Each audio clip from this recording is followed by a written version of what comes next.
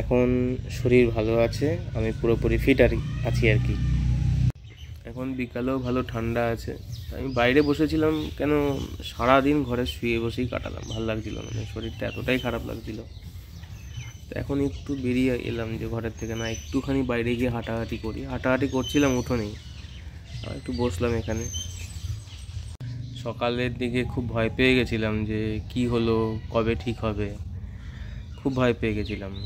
তারপরে বাবা মা বাড়ি নেই, দিদি আসবে একটু পরে, দিদি চলে আসবে। যাই হোক, ভয় পেয়ে গেছিলাম যে আদৌ কালকে আবার স্কুল না আবার মিস হয়ে যায়। দেখলাম না, দুপুরের পর থেকে মেডিসিন কাজ করেছে। আমি একটু সেদ্ধ ভাত খেয়েছি, বেশি কিছু খাইনি, সেদ্ধ ভাত খেয়ে নিয়েছিলাম। এখন অনেকটাই ভালো আর কি, সকালের থেকে অনেক কমফোর্টেবল লাগছে এখন।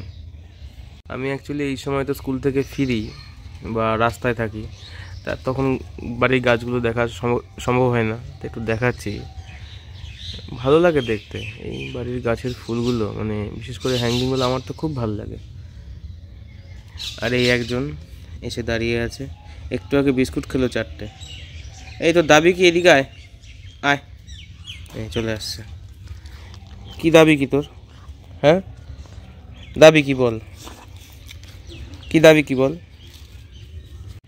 লেজ তো নাড়াচ্ছিস, কি দাবিটা কি বল? এই এদিকে বল তো তোর কার দাবি। এই তাকা, ক্যামেরার থেকে তাকা, কি কিছু বলবি, কিছু বলবি? মা সকালে ওখানে পৌঁছে গিয়ে বললো জামাইবাবুর কাল ছুটি হয়ে যাবে। হিসাব মতন জামাইবাবু যদি কালকে ছুটি হয়ে যায় ওখানে, তাহলে মা বাবা পরশুদিন বাড়িতে ফিরে আসবে। তাই আমি বললাম তাড়াহুড়োর দরকার নেই, একটু রিল্যাক্স করে তারপরে ফেরো, কারণ এদিকে অসুবিধা হচ্ছে না, দিদি চলে আসছে, বাড়ির পাশে দিদি থাকবে, অসুবিধা হবে না। সব থেকে একটা জিনিস খুব ভালো লাগলো, মানে বলে না যে কাজের জায়গাটা যদি খুব ভালো হয় তাহলে খুব ভালো হয়। আমার স্কুলের সবাই বেশিরভাগই আমার কাছে ফোন করেছিল যে কেমন আছো। ইভেন হেডমাস্টারমশাই ফোন করে আমাকে জিজ্ঞাসা করে, দীপাঞ্জন তুমি এখন কেমন আছো। মানে এটা সবাই হয়তো পায় না, আমি কাজের জায়গাটা খুব ভালো জায়গা পেয়েছি আর কি। হয়তো বড় চাকরি করি না, কিন্তু যেখানে করি খুব শান্তিতে চাকরি করি। একটা সম্মান তো, আর সম্মান থেকে ভালোবাসাটা খুব বেশি পাই আমি ওখানে আর কি। এটা খুব ভালো লাগে আর কি। আজকে ছাদে হনুমান এসেছিল সকালে, আমি এখন সেটা বুঝতে পারলাম। এসে দেখলাম টমেটো গাছের টমেটো অনেকগুলো নেই, হনুমান খেয়ে চলে গেছে। গাছগুলো উল্টে পড়েছিল, ঠিক করলাম জাস্ট। পাশের দোকানে দাদা বলছিল তোমার ছাদে মনে হয় হনুমান এসছে। যাই হোক, ওটা তো আসবে, কিছু করার নেই। এই সিঁড়িটাকে খুলতে হবে, কেন আমি আজকে উঠে সকালে একবার দেখেছি, ইভেন সব মামাও এসেছিল, মামা বললো এই সিঁড়ি হয়নি। অ্যাকচুয়ালি সিঁড়ি ঠিকঠাকই আছে, কিন্তু কী হয়েছে, ওঠার সময় কোনো অসুবিধা হচ্ছে না, নামার সময় এখানে যে 4টে পাত আছে না, 4টে পাতের মধ্যে 2টোতে পা পড়ছে আর কি, ওতে পা স্লিপ করার সম্ভাবনা খুব বেশি নামার সময়। এই দাদা আর কি সিঁড়িটা বানিয়েছিল, তাকে আমি বললাম দাদা সিঁড়িটাকে আবার খুলে ঠিক করতে হবে। অ্যাকচুয়ালি ওরও দোষ না, ও বুঝতে পারেনি। যাই হোক, ভুল তো হয়ে গেছে, এখন সেখানে তো কিছু করার নেই। আমার সামনেই করেছিল, আমিও ঠিক বুঝতে পারিনি, আমারও তো আইডিয়া নেই। তা ওকে বললাম, ও বললো হ্যাঁ ভাই একটু সময় দিতে হবে আমাকে, করে দেবো। কিন্তু দাদার কাজ ভালো, এটা অস্বীকার করে লাভ নেই, কাজ খুব ভালো করে। আমার নিচের রেলিংটাও করেছে নিজে হাতে, ভালো করেছে কাজ। তো বললো যে করে দেবে। ঠিক আছে, তাড়াহুড়ো করে আর কি করবো, ঠিক আছে আস্তে আস্তেই করো।